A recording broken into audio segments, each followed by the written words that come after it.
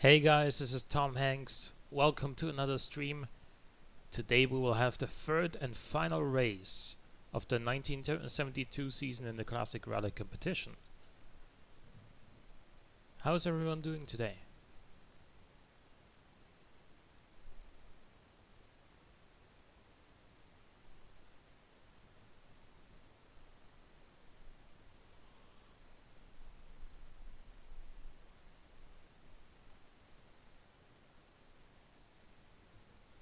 Hey Turbodorp, how's it going?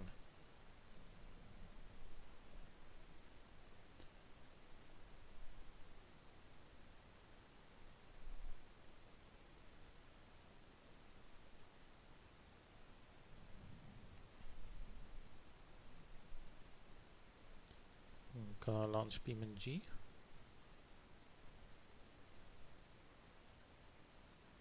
It's gonna take a second,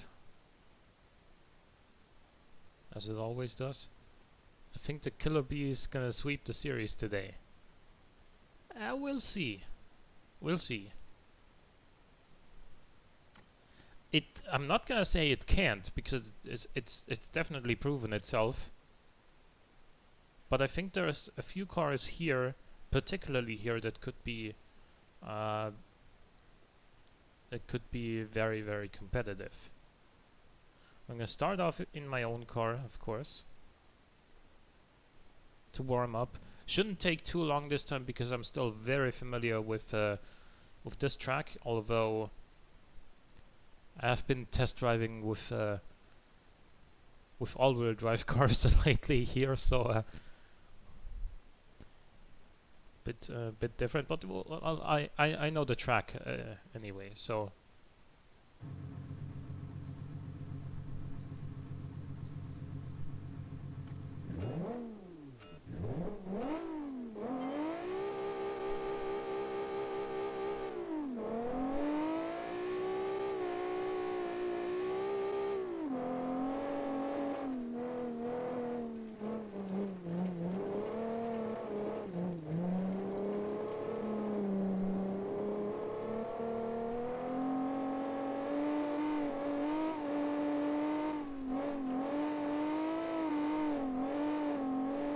Man, this car is just so unstable here.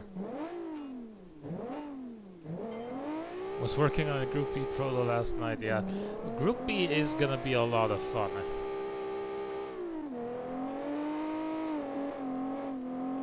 And actually, I know that there's like hundreds of tracks in the mod repositories for BeamNG.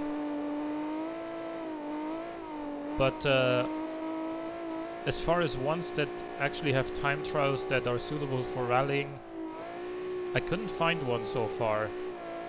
And I'd be particularly interested in the one that has snow, because obviously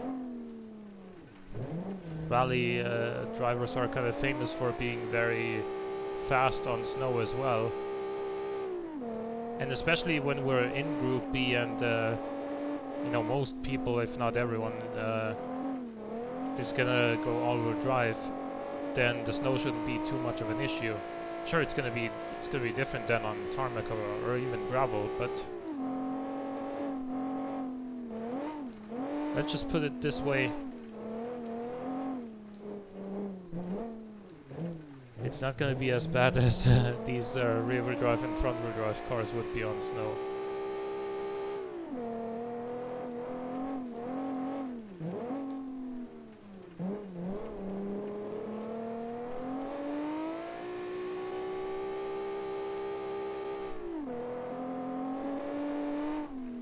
I was looking over to chat for a second, but nothing new to report there.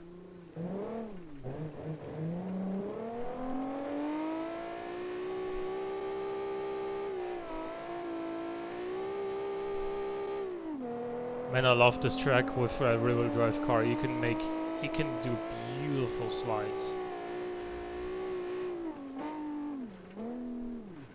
This is what I meant last time, right? Like, when your car is rear-wheel drive, the drifts are sort of slow, you know? Like, you got so much wheel spin, you don't get very much forward momentum.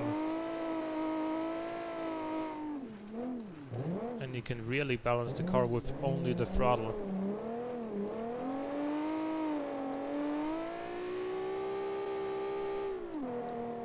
I mean, obviously, if you get it wrong, you can fall off the cliff there, but I think I'm past that point, at least for now. Obviously, it might still happen later with a car or two, but with my own car, I got it under control here. I'm fine.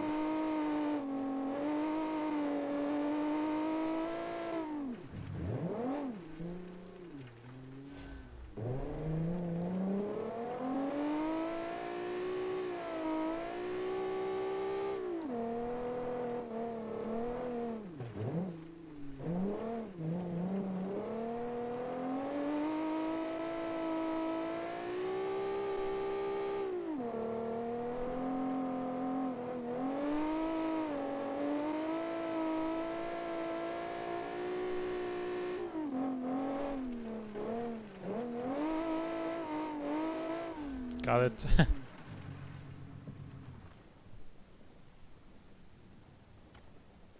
I wonder how hard it is to make a time trial on the map in V. Maybe I'll look into that after the stream. So, are you thinking about like making your own map or adding a time trial to an existing map? I think the latter would. I mean, I've never tried it, but I would imagine that the second option there is actually not that difficult to do. But again, I've never done it, so no idea. It might be very complicated. Yeah, adding a time trial to an existing one. So here is one of what I think is going to be one of the top competitors for this track here, the Armor.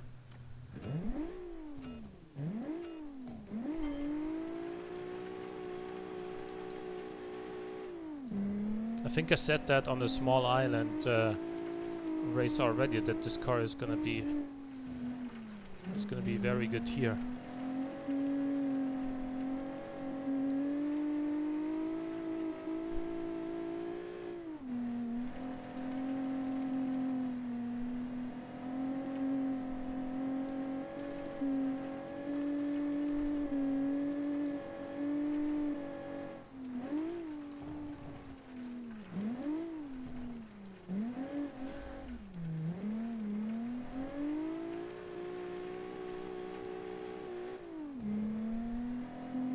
And it's proving that already.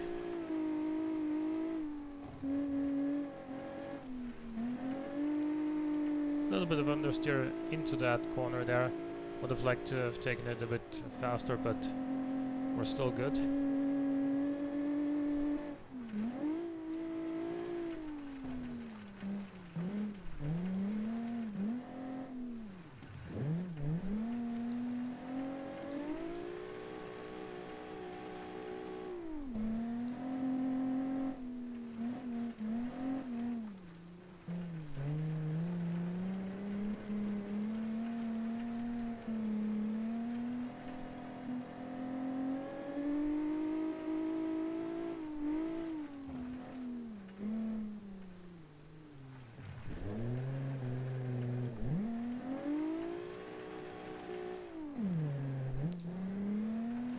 Shifted there.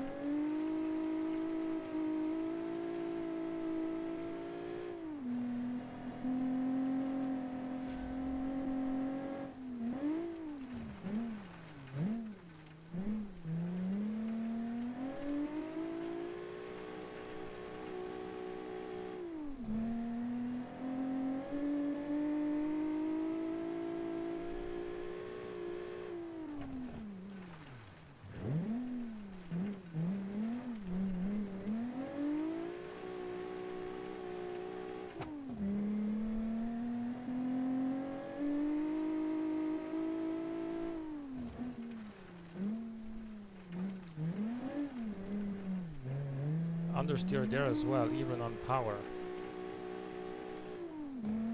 Not something I would have expected from this car.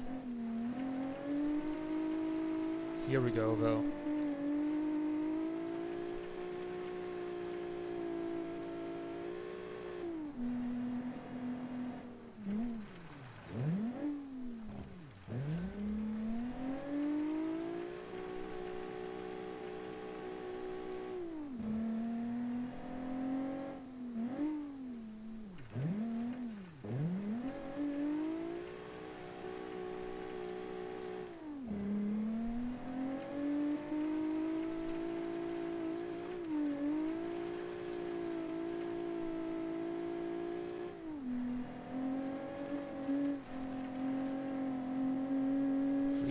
26.3.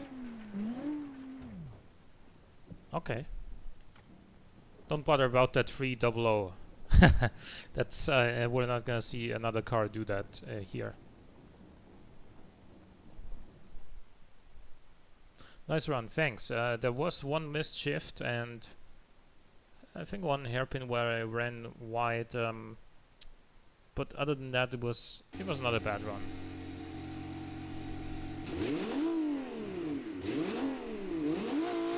This is the AZLK, which had a rather disappointing performance last time on Italy.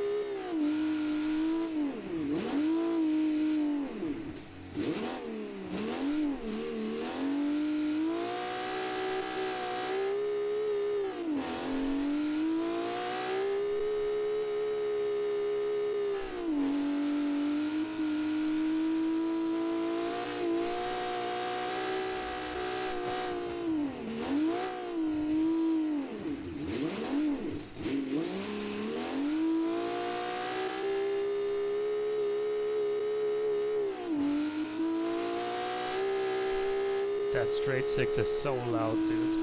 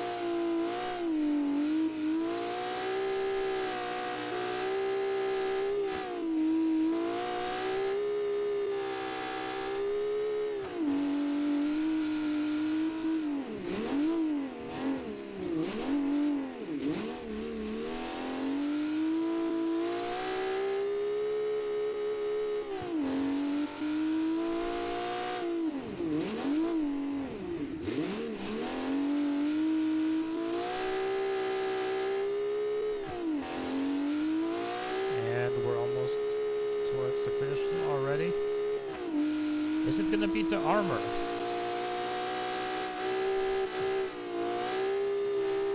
No, it's not. 327.6.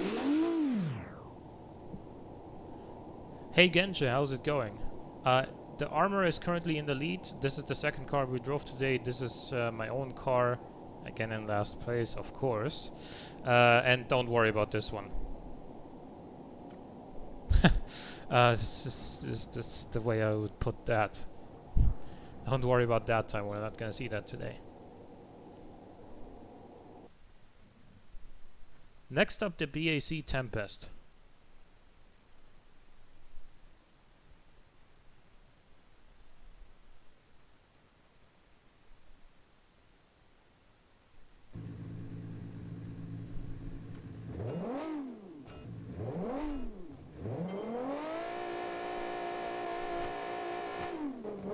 Are you having breakfast now?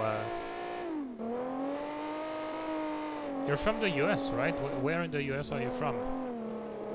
Are you from the US or was it Canada? I'm sorry.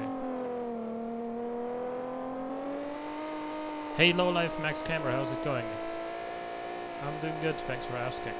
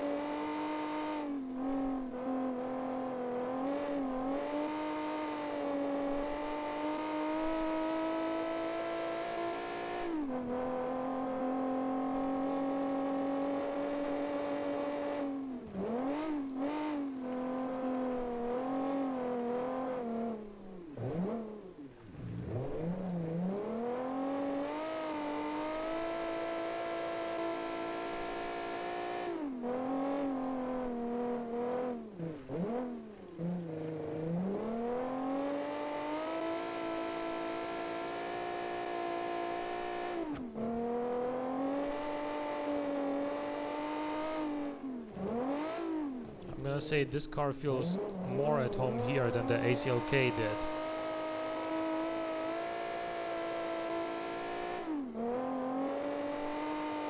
It just feels more planted the whole way.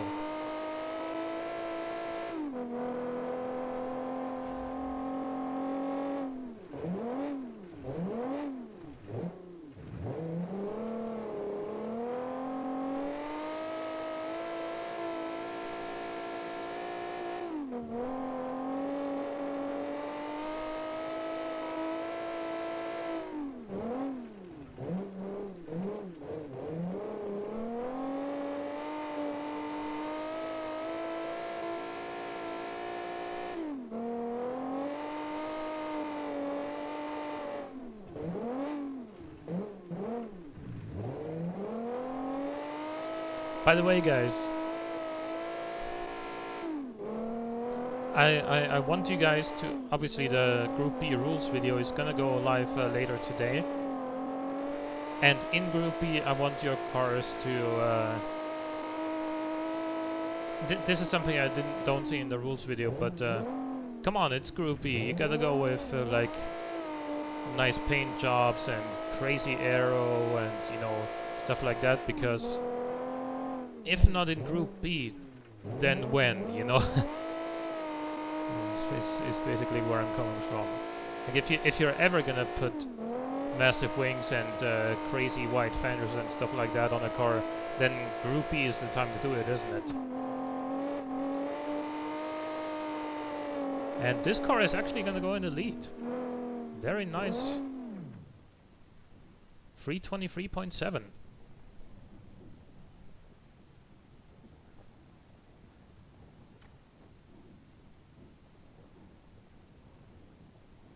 Next up, the CDR Cooper, which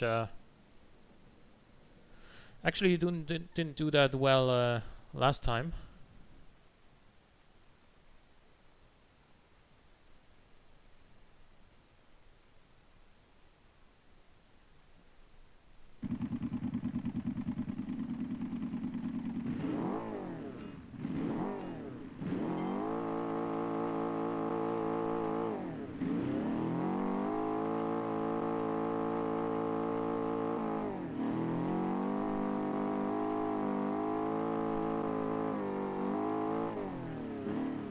And I've decided that depending on the amount of entries in the first season of Group B, there may actually be 3 seasons of Group B in this series instead of just 2.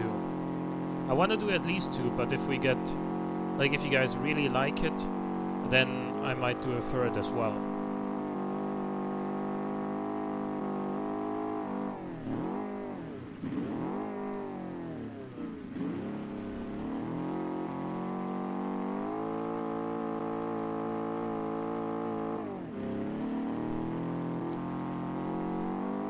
Anyway, guys, how was your weekend? I'm sorry, but with this car, it's gonna take a while to get to the top.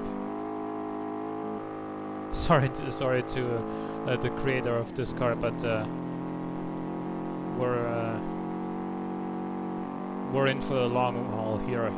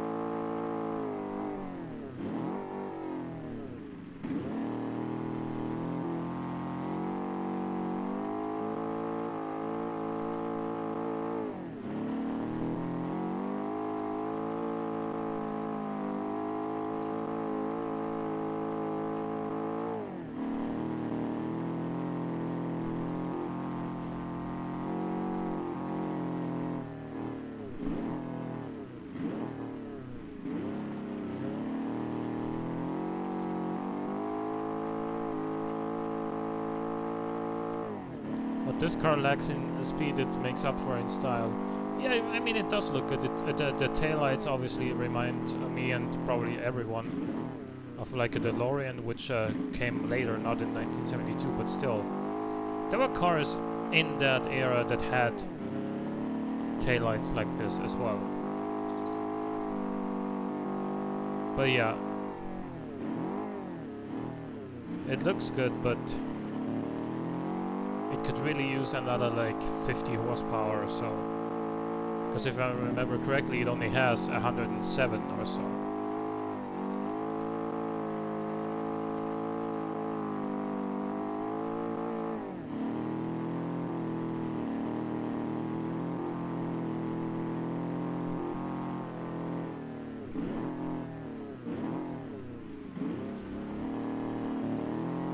Never is a lack of horsepower more obvious than when the track constantly goes uphill.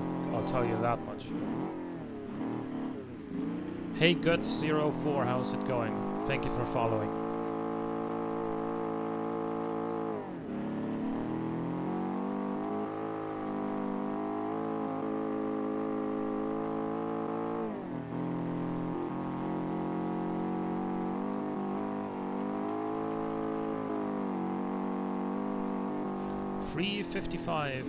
.5. That's 32 seconds slower than the leader, and slower than my car. Hey.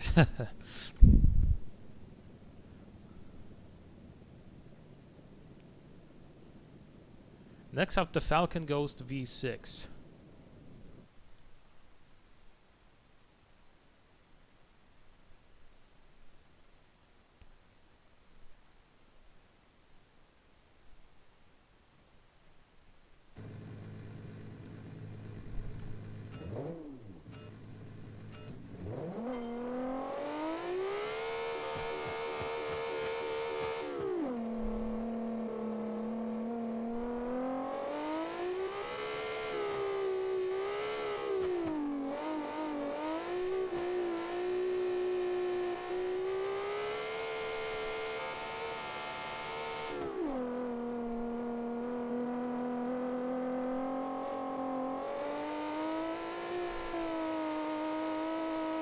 This car should be called the Falcon Ghost V6 VTEC. So that's what it feels like.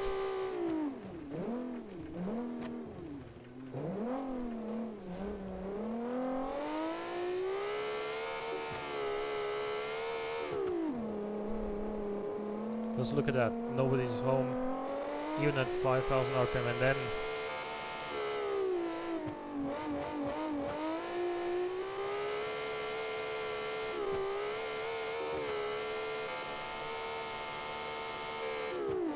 constant wheel spin in the high RPMs.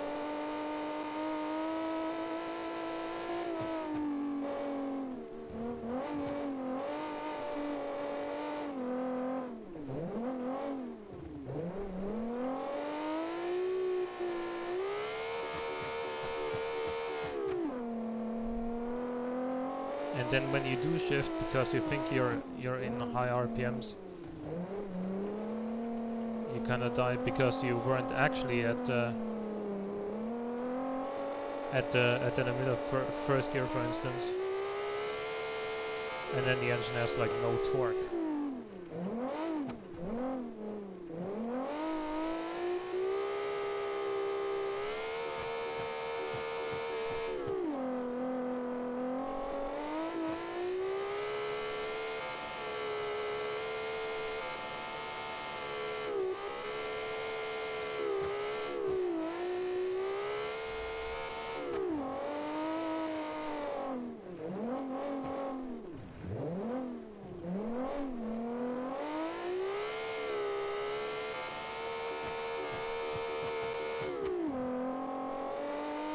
Actually, guys, to be brutally honest with you, I don't think this is going to be much faster than the last car, even though it has more than twice as much power.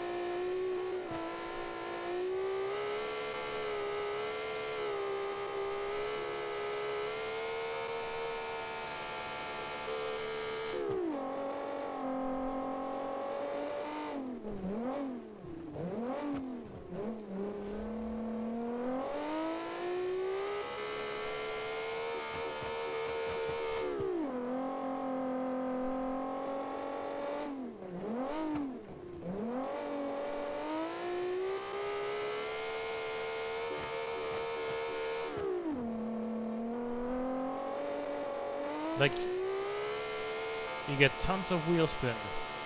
You shift up so your wheels don't spin anymore, and then you kind of die because there's no torque. What did I tell you? Not much faster at all than the previous car. Only 2 seconds, and that's with more than twice as much horsepower.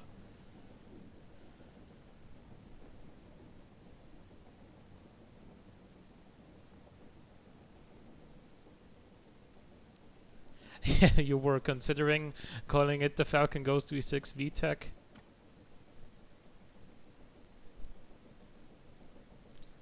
Next up, though, I think this car can do very well here, the Fjord Corona V6, because I realized just how quickly this thing can take corner and how it grips up on Italy, and so I think it's gonna do well here as well.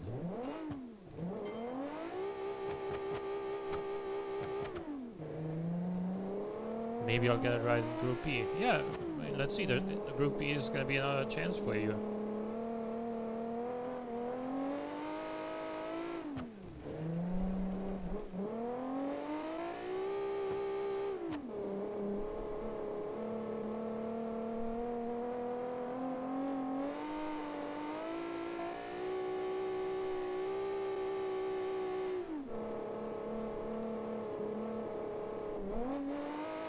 Downshift.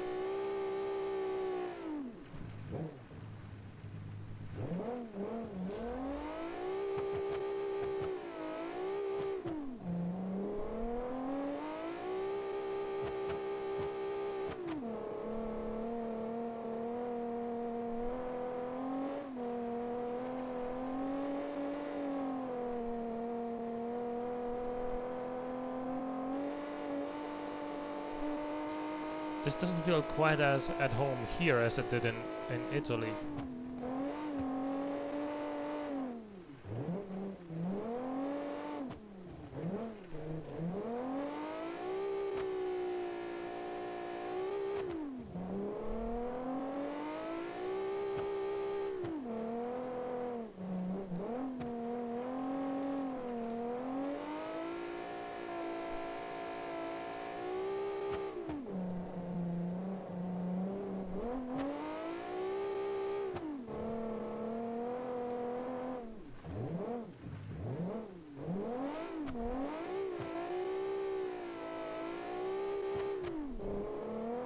Yeah, I mean, it's just for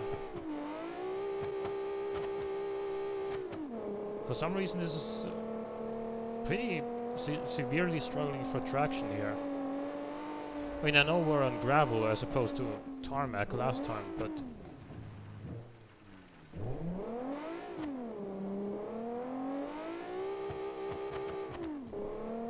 we had other cars that handled this track better for traction. So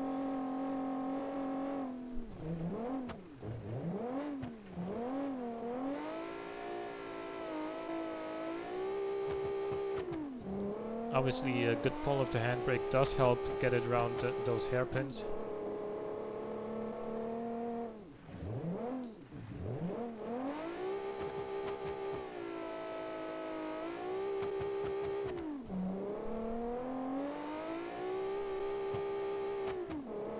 But yeah, this is gonna fall behind. It's not gonna compete with the top dogs in this one.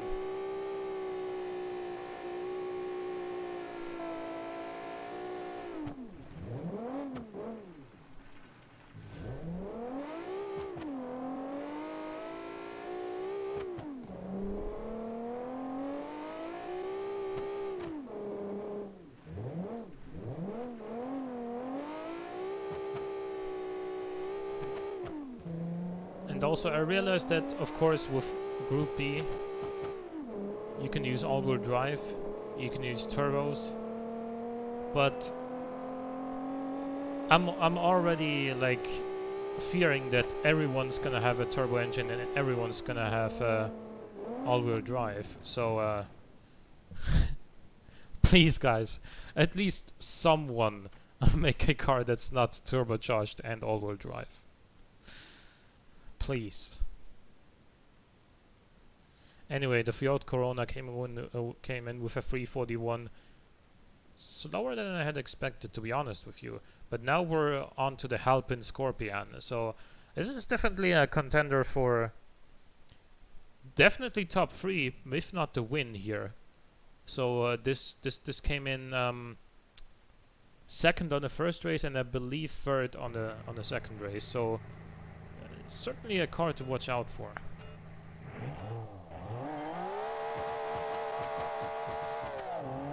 And a car to zoom out for as well, because otherwise it takes up half of the screen.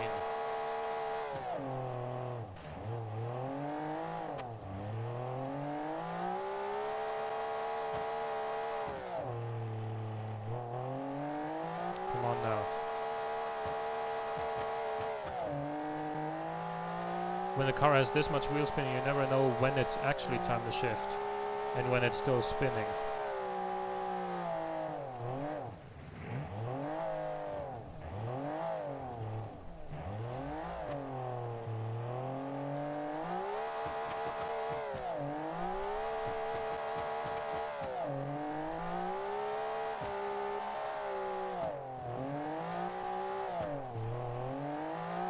Scary.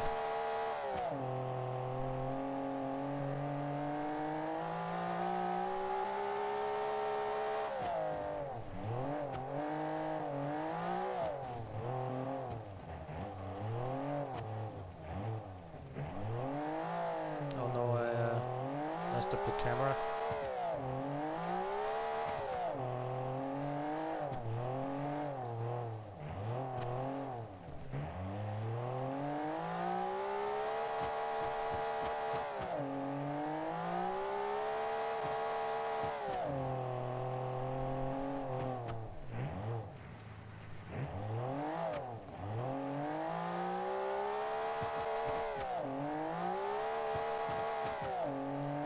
The engine in this is just so explosive in the top range.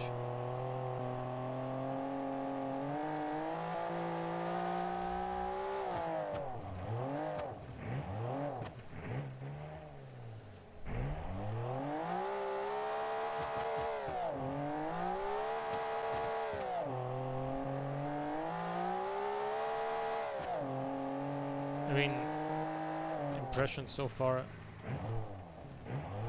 with this car is I think it does definitely has a good chance of winning here as well.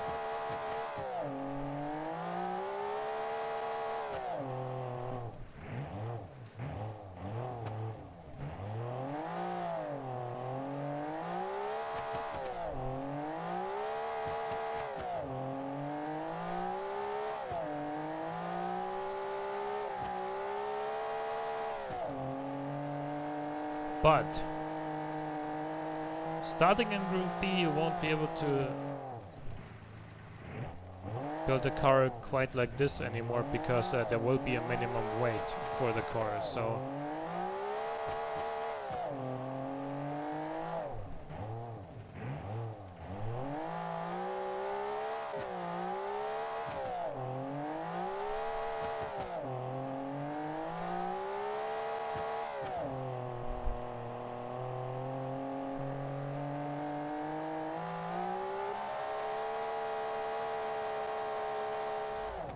320.8. To be honest with you, it felt like it was gonna be faster than 320. I thought the gap was gonna be bigger than 3 seconds, but still, it's in the lead. And but next up, the LLMC, which was the car that also beat the Scorpion on Italy. So I don't know. I don't know how long the lead of the Alpine Scorpion is gonna stand.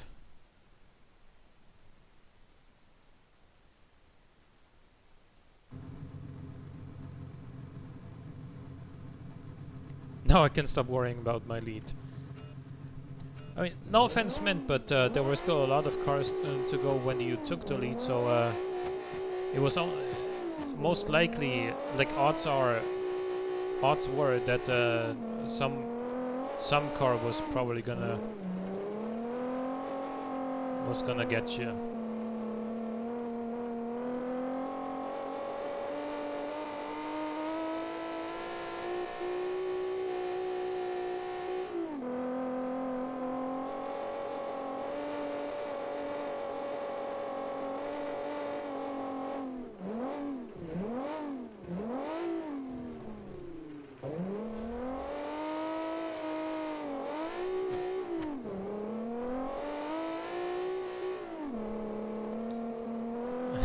Yeah, I can understand that.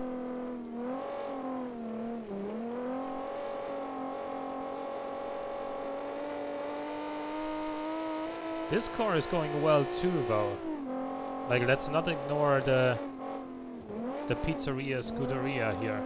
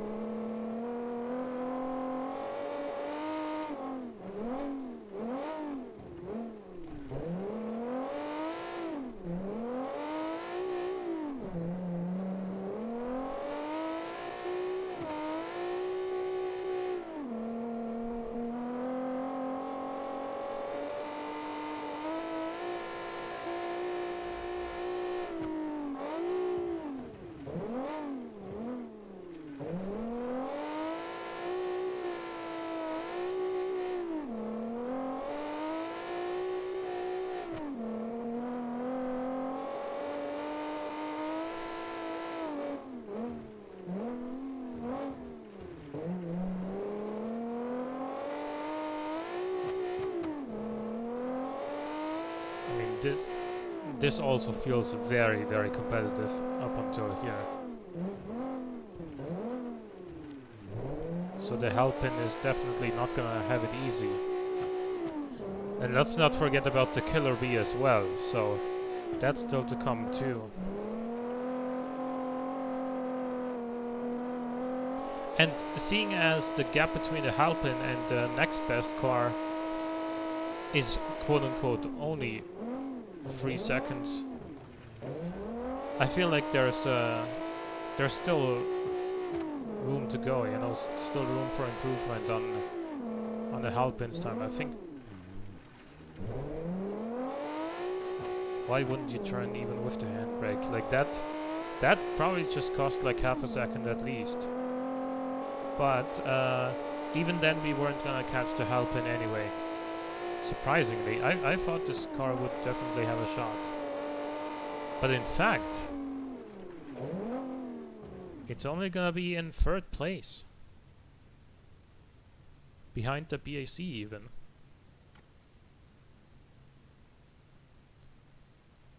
Next up, the Lucara, and this car, I don't know what to think about it for this particular track, because yeah, I thought it was flying too.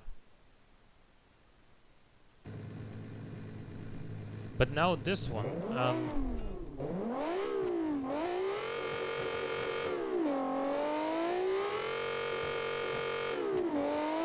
it's obviously got amazing power. But let's see how well it can put that on the ground here on gravel. So far so good. Fasten your seat belts, we're about to take off.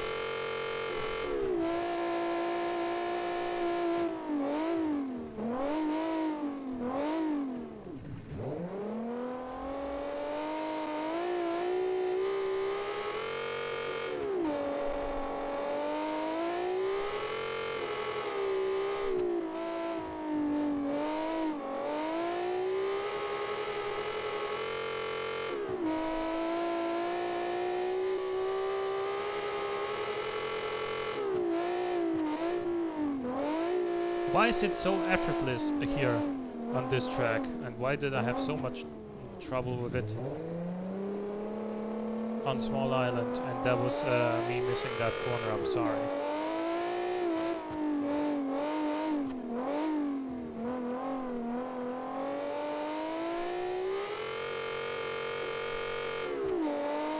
Look at this thing pull up the hill here.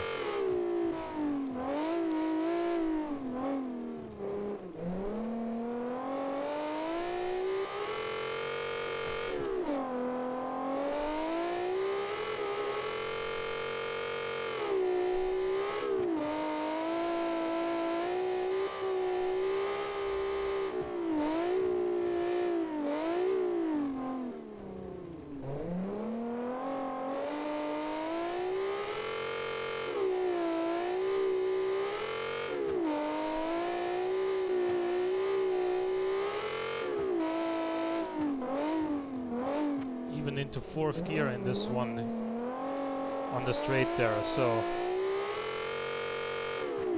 And the gears in this aren't as short as they are in the LLMC, might I add.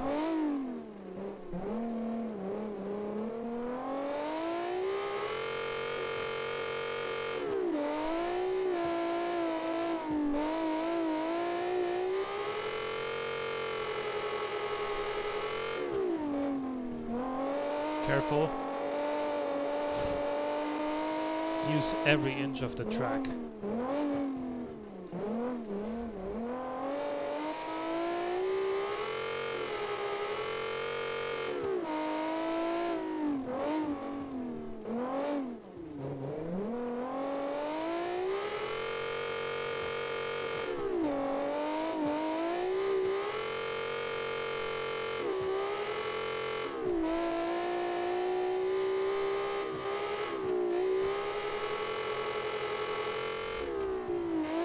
Wow. 311. Not only did it beat the Halpin Scorpion, it annihilated it. Jesus. I was not expecting that. Well, the benchmark is set for the Killer Bee. Let's just put it that way. I don't think the M2 Rush has too much to say about that one, but we'll drive it anyway.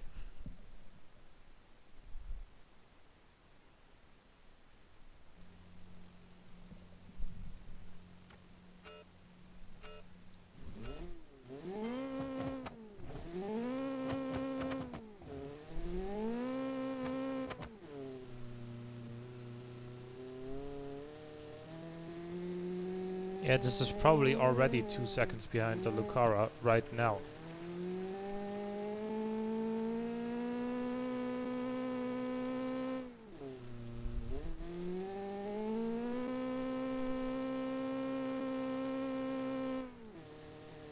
Let's have a conversation, guys. What do you do in your free time besides watching my streams?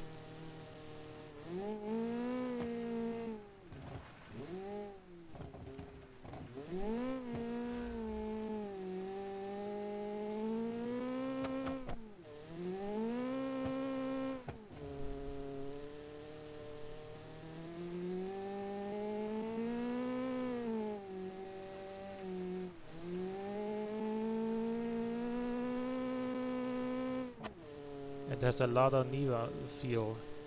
Okay. I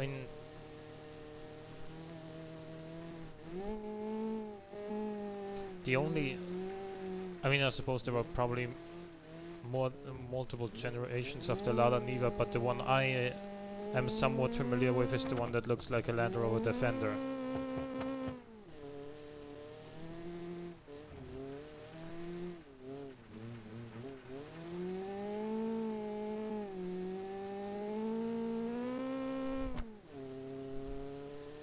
Learning the Unity game engine while managing a software team. Oh man, that's nice. Gonna read the next part when it's available.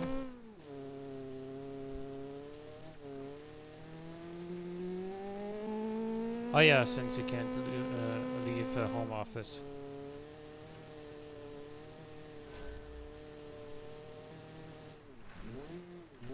That's cool though. So what I'm hearing is you're a game developer.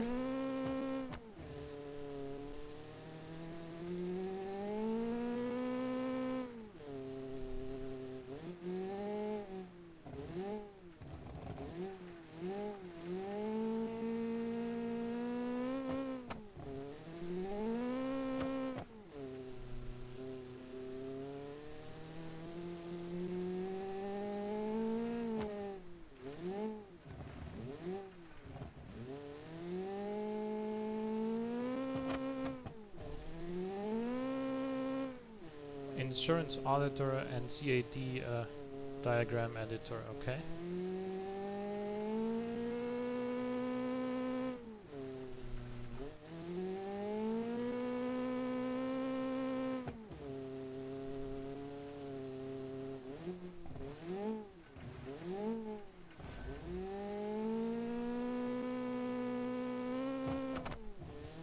I mean, as surprising as this may sound, looking at the last split time, I don't think this is actually gonna come in last place. It's gonna be close, but I don't think it's actually gonna come last. Yeah, it's not. In fact, it's not gonna come second last either. It's gonna be third last.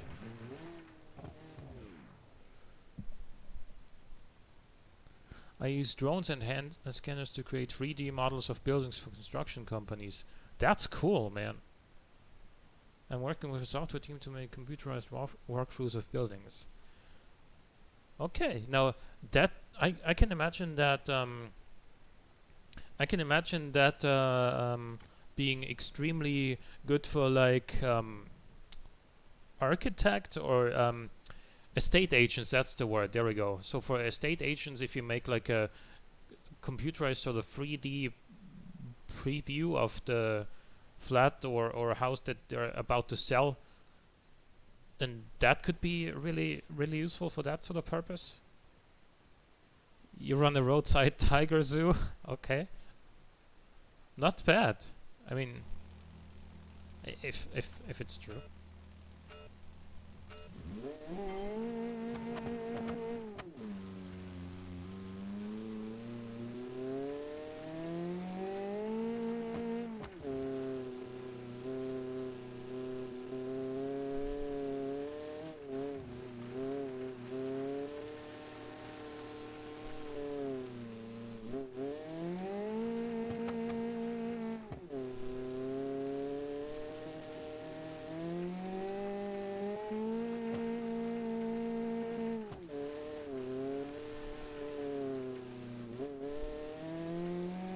This car is very unstable and difficult to drive in a straight line.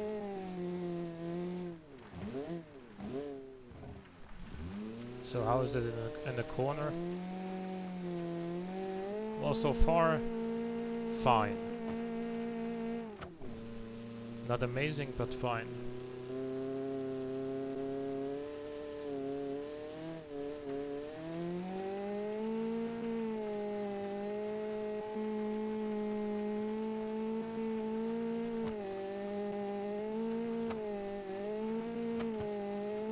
You see, it's like impossible to drive straight in this car.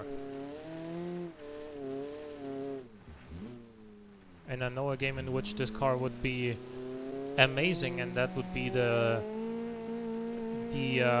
Fast and the Furious Tokyo Drift PlayStation 2 game, if you guys have ever played that. Because there, sort of doing the back and forth, so the pendulum drifts like this car naturally does, is actually the best way of getting points in that game. So they call it the BeamNG drift.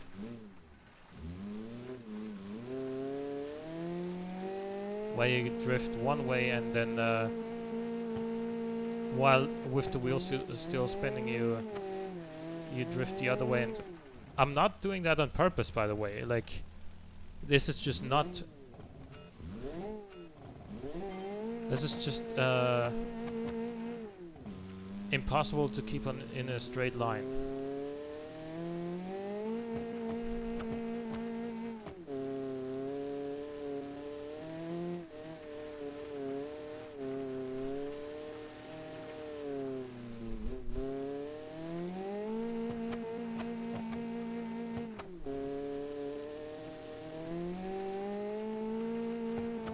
And by the way, guys, I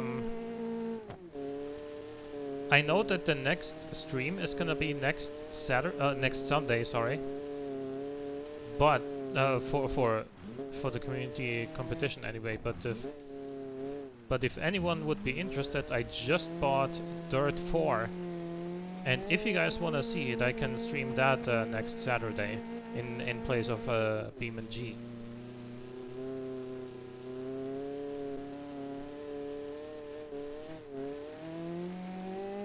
Because, well, in place of currently nothing, but just to mix it up a bit.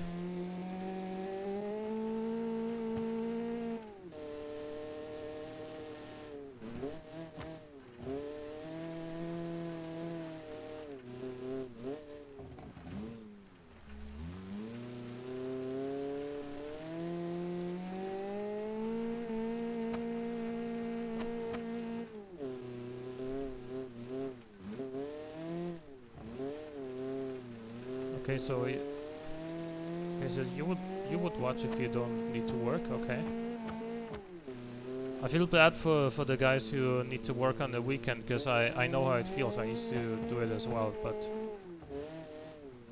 I do appreciate the Monday to Friday kind of working week as well.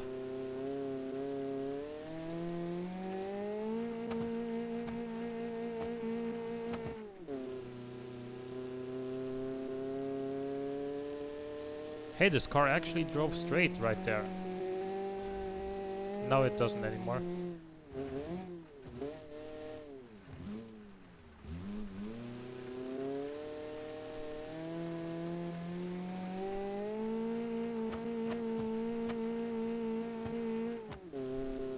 I mean, don't get me wrong, I've said it enough times that I do love drifting, but I love having a choice of drifting versus not.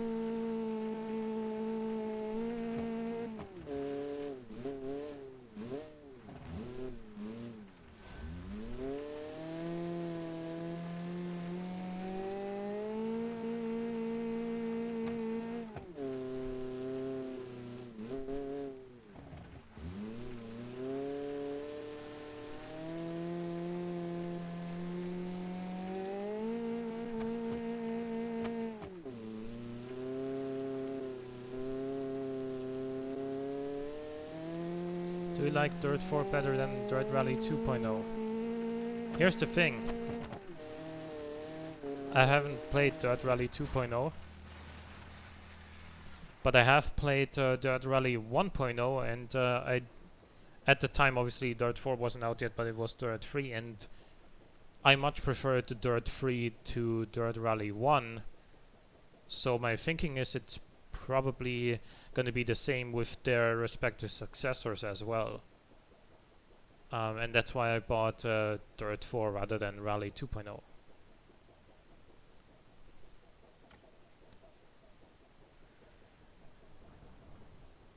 Next up, the Myanmar Plaza SS Rally. Now this did do pretty damn well in Italy.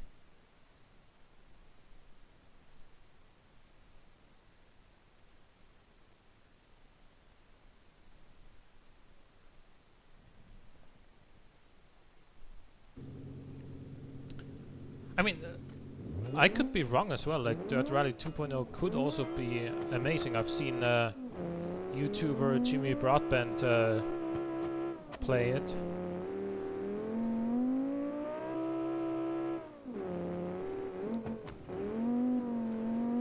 But also like well, Dirt 4 isn't completely downloaded yet. Now I only bought it today, and the download hasn't finished before the stream, so I canceled it. But what I liked about Dirt 3 as well is not only that it had pretty good, you know, rally mode,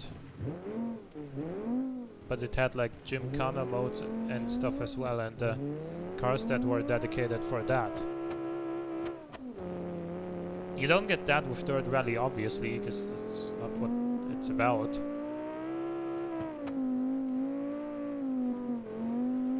But also, I think that like the normal Dirt series is a little bit more arcade-esque when it comes to the driving physics. And I think that the Dirt Rally series is more realistic and therefore harder in that regard.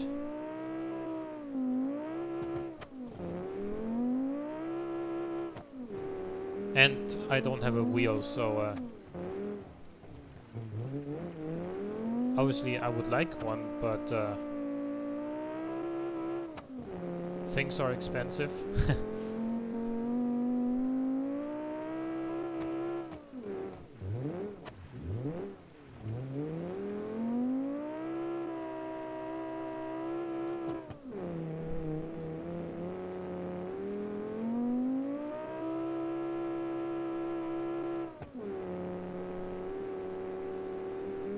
I loved racing the Alpine around in Dirt 1.0. Okay.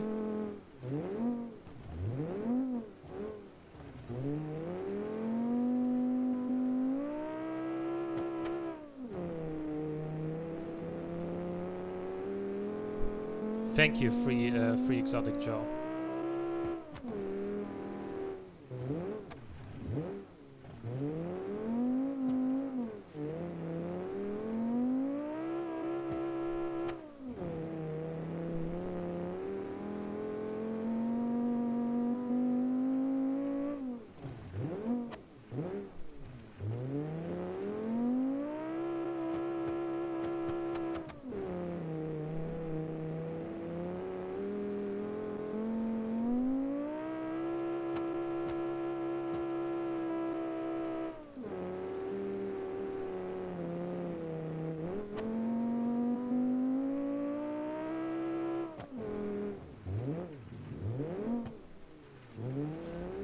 This car is actually a little bit of a disappointment here. It was so good in Italy.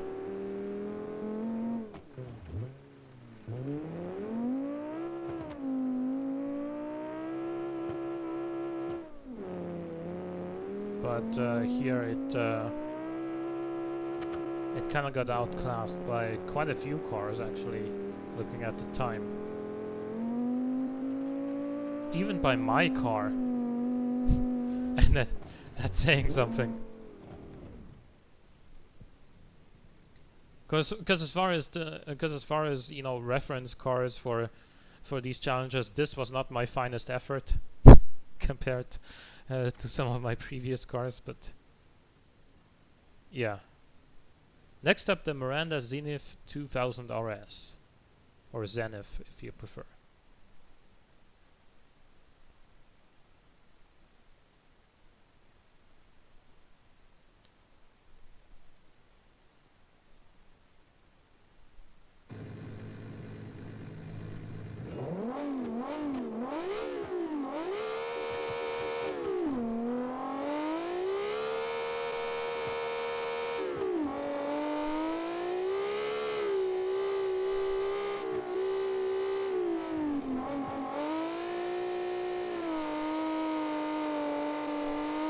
High revving engine and pretty short gearing can actually be a pretty successful combination in rallying.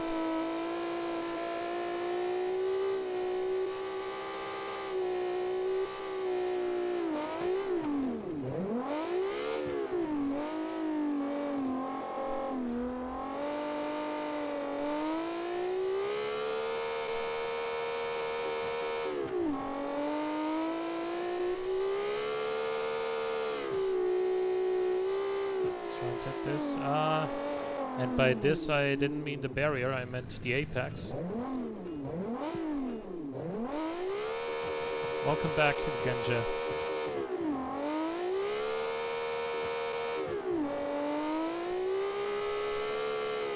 I knew I had to be a bit more specific with my phrasing there.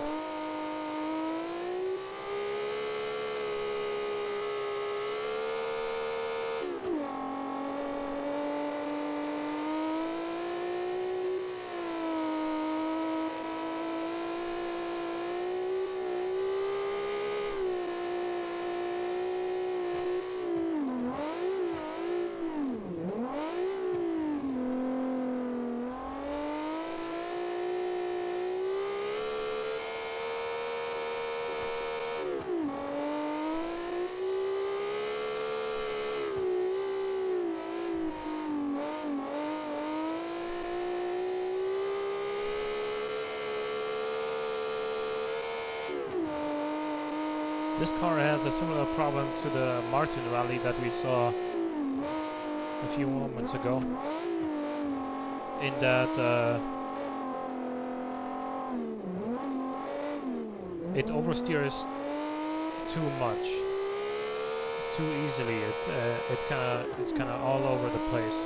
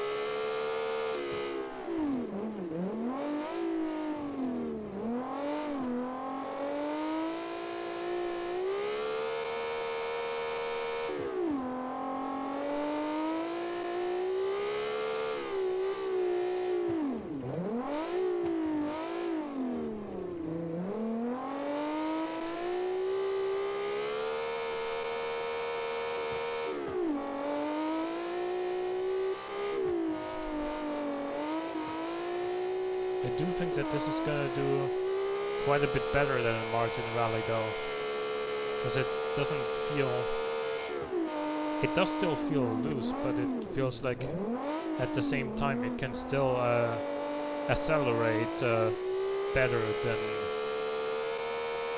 that car.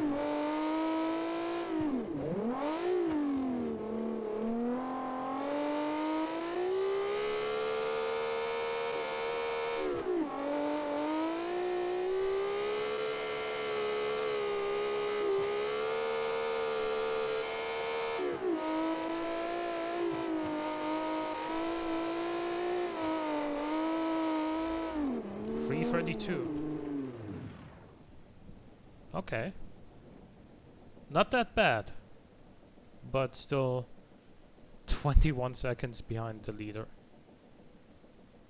That was frankly shocking that the Lucario was 9 seconds quicker than the Halpin.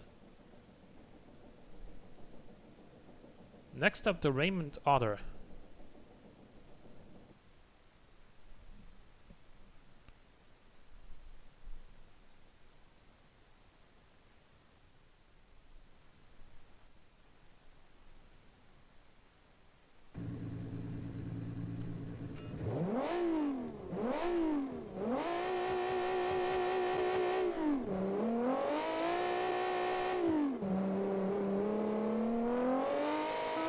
I think I did like this car quite a bit as well in the past, because it's got like good torque.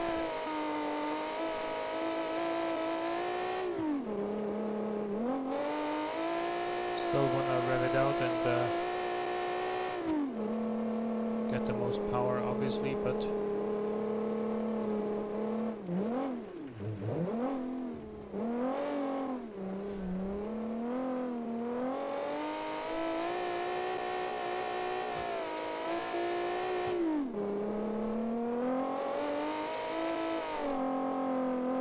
yeah, it was pretty good last time.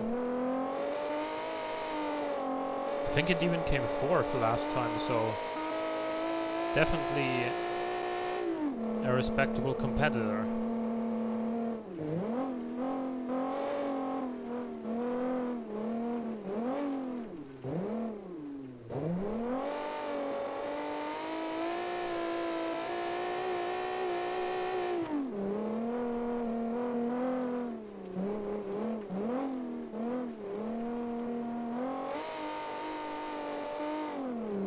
Okay, that's where you notice that this is rear-engined. Still on the track though. Thank God the track is wider there. Well, it wasn't technically on the track, but you know what I mean.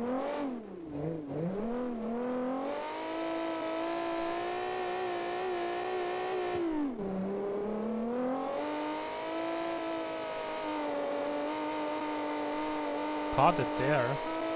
Otherwise that would have been pretty disastrous.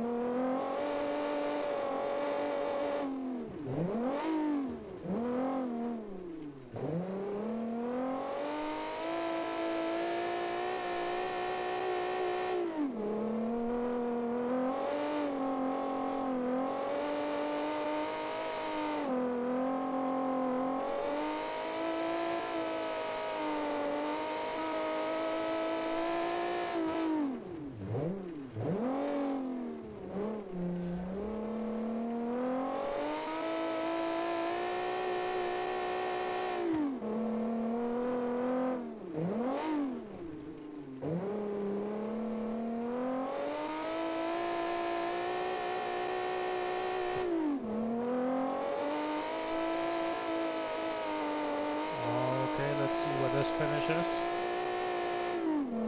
Not 4th, but still in the top half there, I think. Yeah, pretty much in the middle. Next up, the Wild Vingo RS, and then we're already down at the Yellow Jacket Calorie. So correct me if I'm wrong, but I think I took way less restarts here than I did last time, and especially on Small Islands. Obviously I took less restarts than on Small Island, but oh, that's a real diff. I always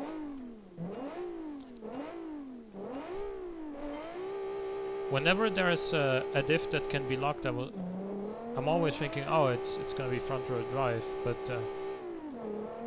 like it gets a bit confusing, because on rear wheel drive you don't want to lock the diff, whereas on front wheel drive you absolutely do.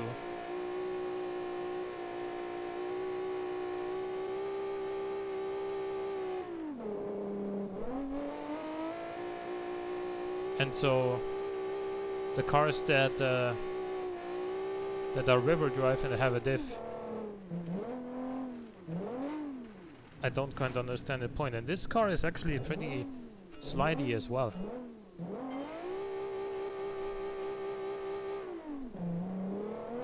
But anyway, I think I should make it some sort of rule that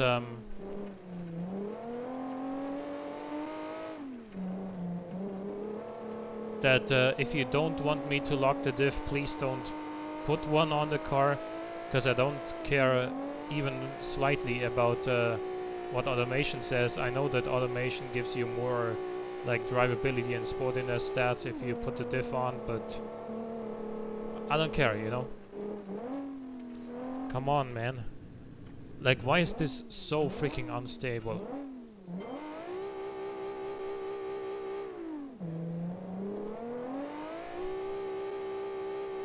Like, every other car here felt like we're driving on gravel.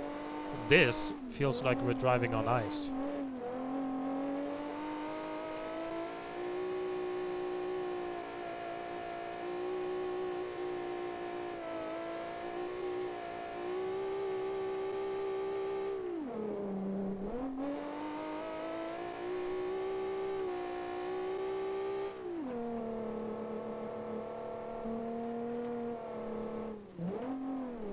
And having said that, if you noticed, I used less steering inputs, was a bit more gentle with my steering inputs, and we made it past the first checkpoint.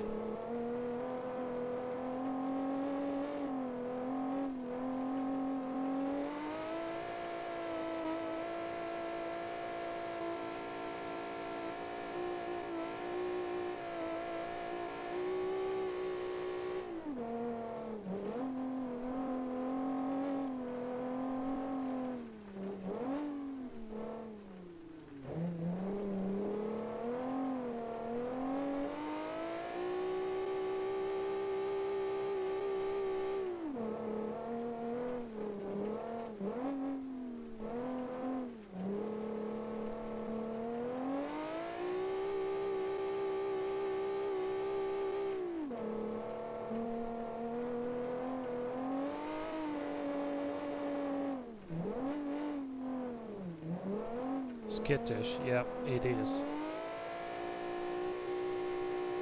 Is it on semi-slicks? I don't know. We've had the Halpin, I think, which was on semi-slicks. No, the LLMC was on semi-slicks. I don't know about the Halpin actually, but can't really compare that because the LLMC is obviously front-wheel drive.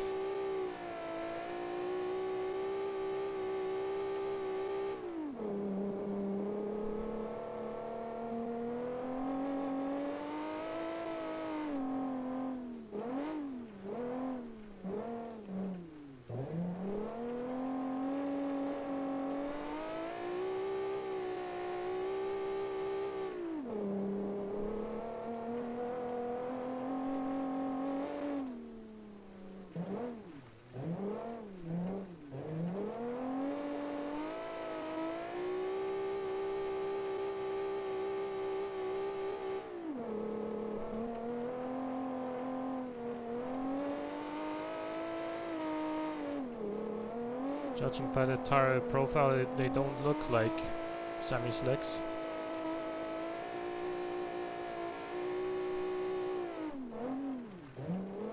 I could be wrong though, and whatever they are, they don't seem to work very well here. Ah, just a flesh wound. We're gonna keep going, because we're almost at the finish line.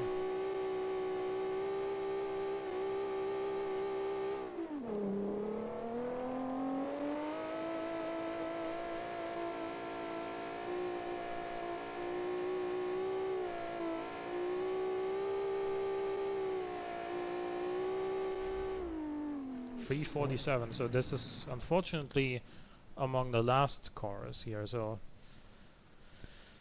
yeah, among the worst ones. Oh, it did actually beat the M2 Rush, but behind the Fjord Corona Rally.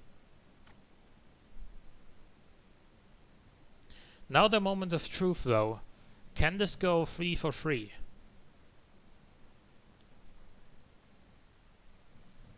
To be honest, after seeing the Lucara's performance, I'm a bit skeptical whether or not this can actually win here. I wouldn't put it past this car because it was so good in the last two races, but it's gonna be difficult. Let's just put it that way.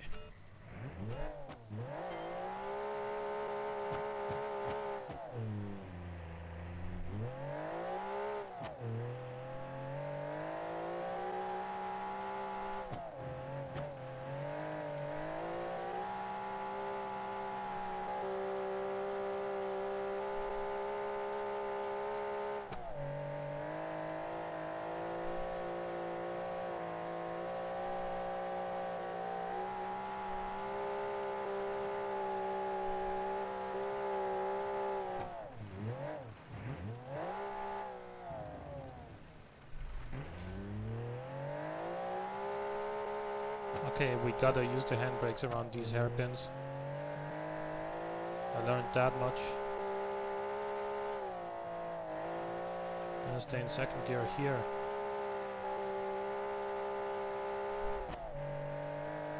No, come on. Now it goes.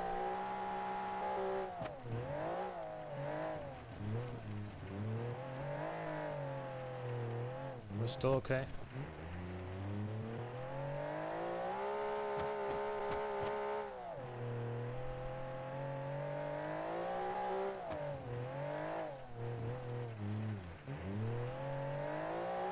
Come on now.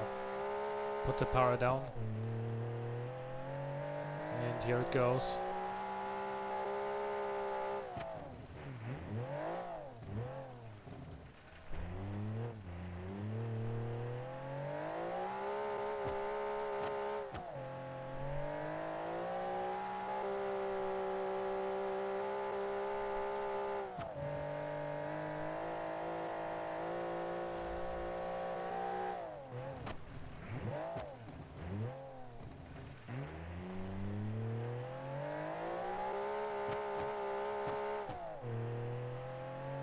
It is looking fast, but it feels fast as well.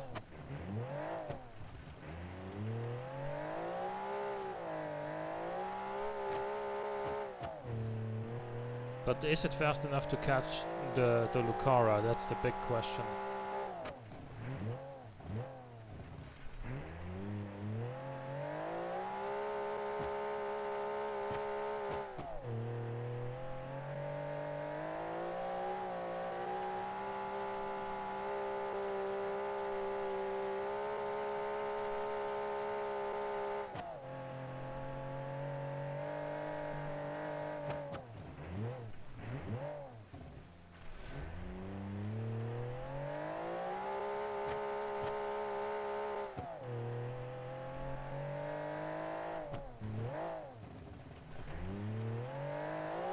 You know what, I don't think it is. No, it's not. But I think it could still get second place, which is 320. Come on, Killer B, you can do it. Oh no, it didn't quite do it. But third place for the Killer B nonetheless. The Lucara absolutely smoked everyone. It was flying up the hill there. Like the Lucara was just in a class of its own on this one. I think it's fair to say that. So well done to Donut Snail. You did get one race win this time. Donut Snail did win the whole competition last time, and he won every race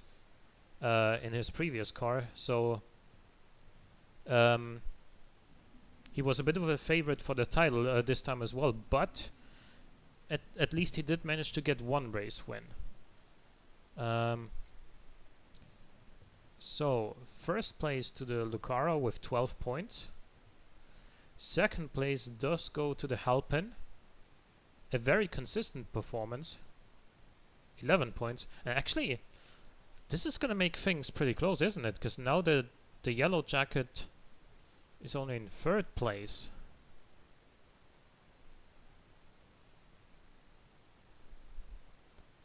I'm gonna do the math for the overall standings later. I think the Killer Bee is still ahead overall, but this definitely made things closer than they were before.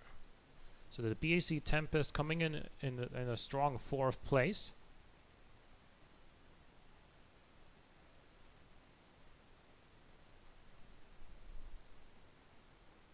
Then the LLMC 5th. It's right here.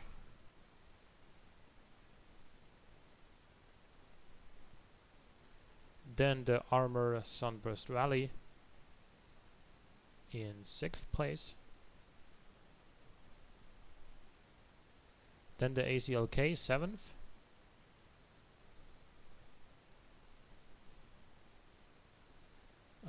Then the Raymond Otter, this time only in 8th. It did come 5th last time, by the way, so I just saw that now. Then at 3:32 we have the Miranda Zenith, 9th place, 4 points, just like last race.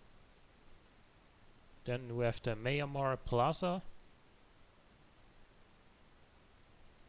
Where is it? There it is. 10th place, 3 points. Then the Fjord Corona, 11th place, 2 points. Then we have the Wild Vingo, which is gonna take 12th place and the last remaining point. And then we have the M2 Rush, 0 points. We have the Falcon Ghost, again, no points for this one either. Then we have the CDR Cooper, 15th place, 0 points. And then we have the Martin Rally, 16th and last place, no points.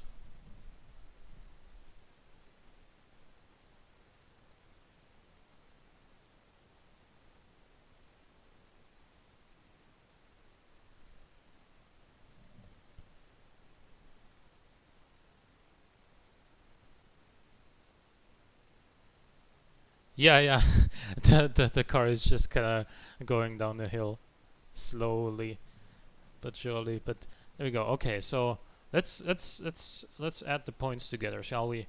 So the Killer Bee came first in the first race. That's 12 points. Then 12 points for the victory in the second race as well, and then 10 points in the third race. So this gives it 34 points overall. In fact, I'm just gonna go in the order that they were sent. So I'm gonna read out what car I'm on. Okay, so the Martin Rally was the first that was submitted. It scored 0, 0, and 0 points, so that's pretty easy maths there. Next up, the Miranda Zenith, 1 point in the first race, 4 in the second, 4 in the third, so that's 9 points. The Raymond Otter, 0 points in the first race, 8 in the second, and then 5 in the third, so that is 13 points. Then we have the AZLK, which came 9th in the first race, 12th in the second, and then 7th in the third race, so that gives us 11 points overall. The Armor Sunburst, 7 points, 6 points, 7 points, very consistent, so 20 points overall. We have the Wild Vingo, 3, 2, and 1, so that's 6 points overall. Then we have the Halpin Scorpion.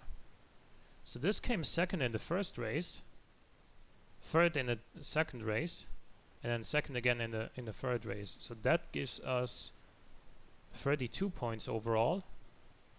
We have the Falcon Ghost V6, which unfortunately didn't score in any race. The M2 Rush came 11th in the first race, but then didn't score in the other two races, so 2 points there. Then we have the BAC Tempest with 6, 3 and 9 points, so we have 18 overall. Then we have the Fjord Corona, 5 plus 5 plus 2, that's 12 points. Then we have the Myanmar Plaza, 9 plus 7 plus 3, that's 19 points. Then we have the LLMC. So this came third in the first race, then second in the second race, and fifth here. So that gives this one 29 points overall. We have the CDR Cooper, which didn't score in any race. And then lastly the Lucara, so 8 points for the first race, 9 for the second, and then 12 for the third. So that gives this one 29 points overall as well. That ties it for third place overall, actually. Very good, strong comeback. But the overall winner is still the Killer Bee.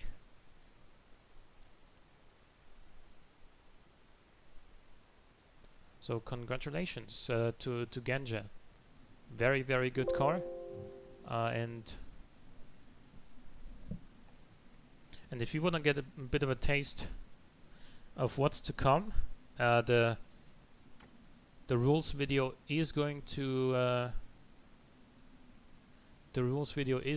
go live in a bit over 30 minutes from now, but I can already show you something here.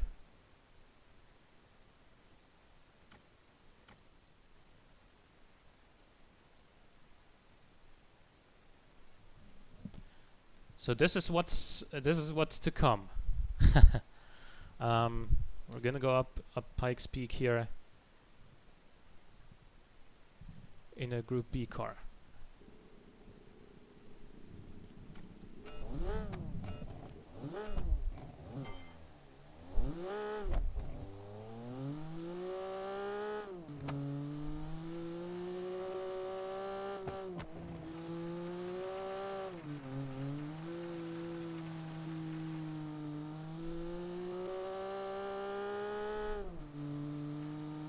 Look at the boost meter as well.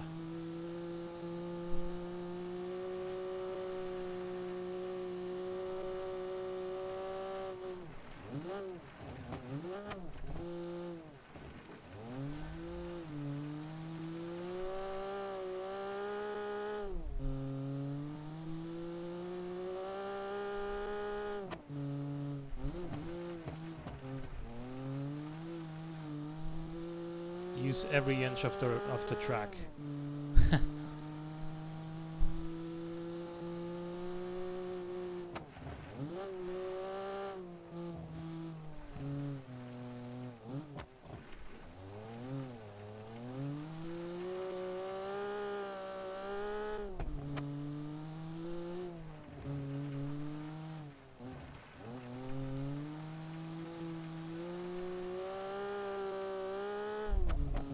Get hyped, yes.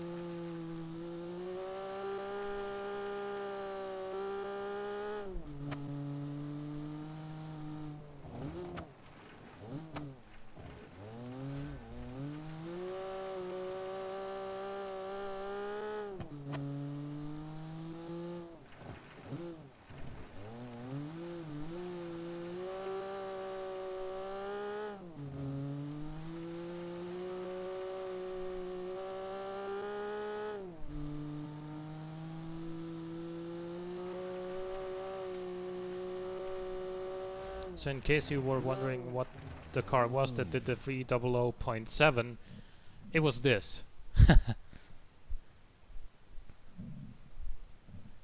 So, yeah, still congratulations to Genje.